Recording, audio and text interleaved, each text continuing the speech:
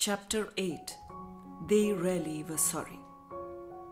Johnny, will you go down to the shops this morning and fetch me 2 bundles of sticks for lighting the fire? Said Mother. I haven't any left for tomorrow morning. Oh, bother, said Johnny. My bike's gone wrong again and I shall have to walk. It's such a long way.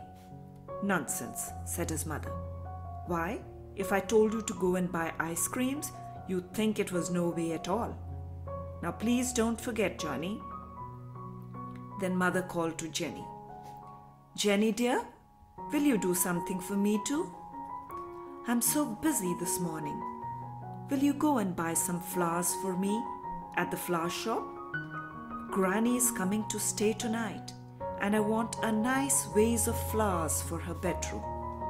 There are hardly any left in the garden.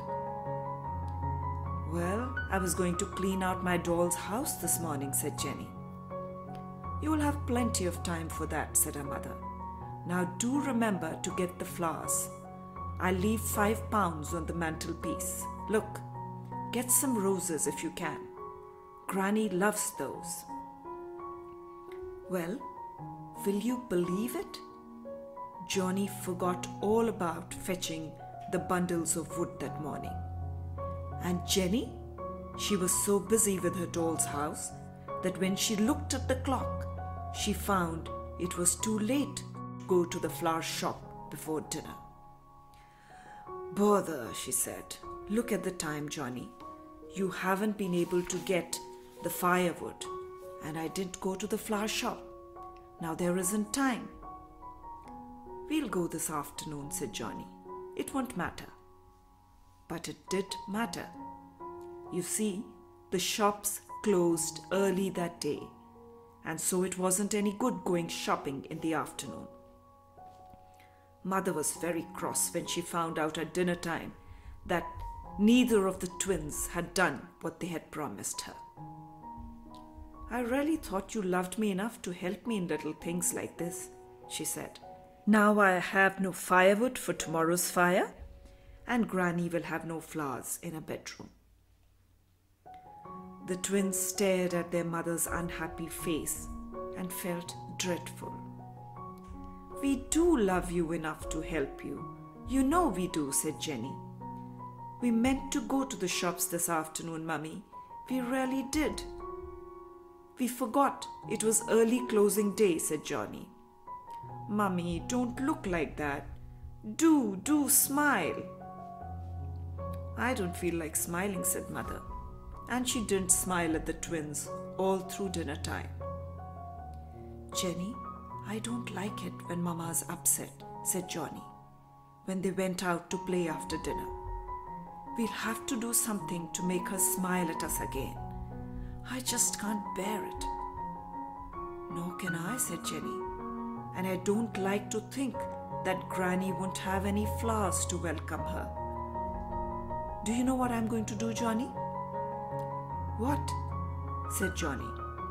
I'm going to take my basket and go into the woods and find some bright berries and autumn leaves.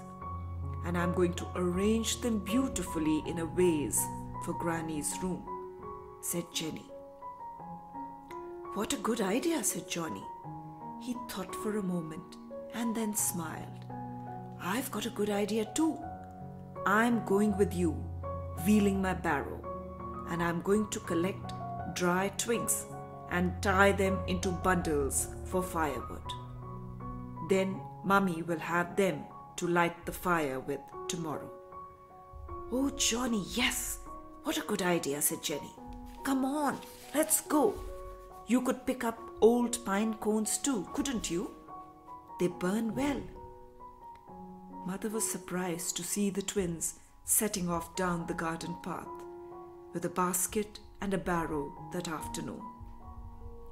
They went straight into the woods and began to hunt for what they wanted. Look, scarlet hips from the wild roses, said Jenny, and picked a few sprays.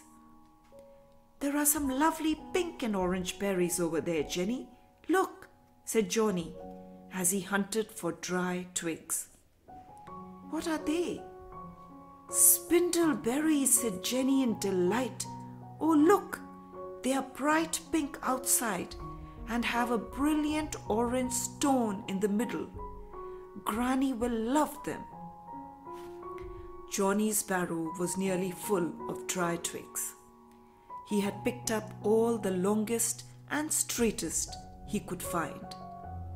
They were dry and brittle and would burn well. "There are some pine trees over there," he said. "Let's pick up as many cones as we can." They picked about 20 nice dry cones and put them in the barrow too. Then Jenny found some crimson leaves on the blackberry bushes and added those to her berries. The little bunch looked very pretty. "Now we'll go home," said Johnny. "My barrow won't hold any more, and your basket is full. Oh, look, there are nuts on that hazel tree over there. Mummy loves nuts.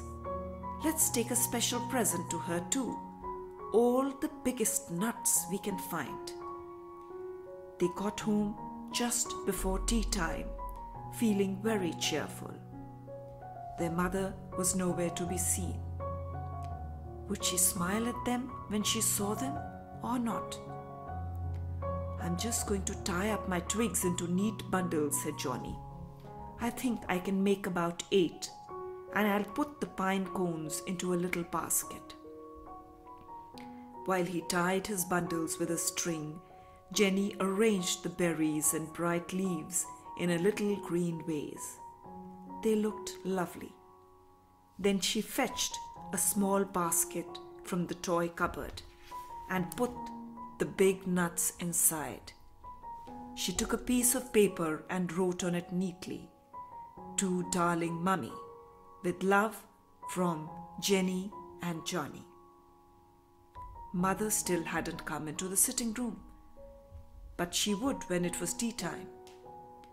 "I'm going to put my vase of berries by her place," said Jenny, "and the basket of nuts too.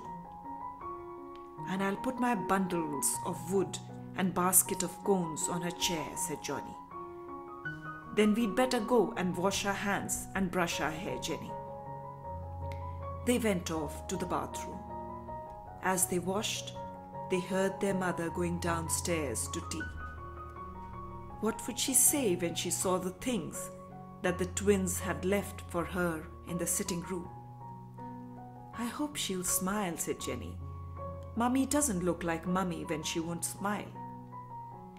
They ran downstairs and burst into the sitting room. Their mother was there.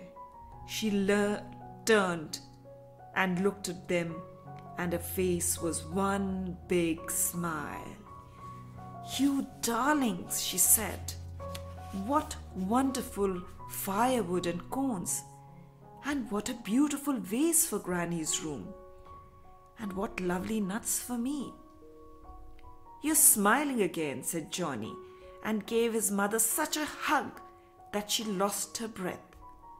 "Now everything is all right, isn't it, Jenny?" "Yes," said Jenny happily. "Everything's just fine."